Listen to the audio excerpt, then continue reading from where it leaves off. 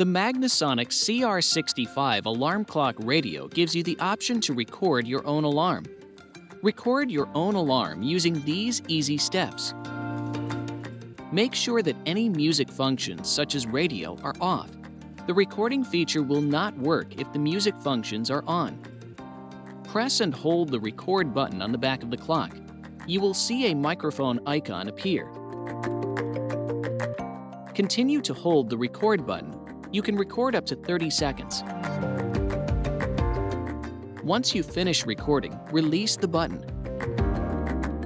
To hear your recording, press the play button located next to the record button. To wake up to your recording, select Rec when selecting your alarm source.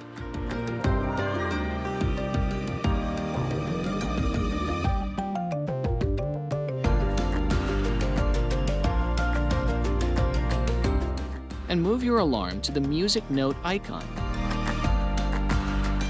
For full instructions for setting an alarm, see our How to Set an Alarm video.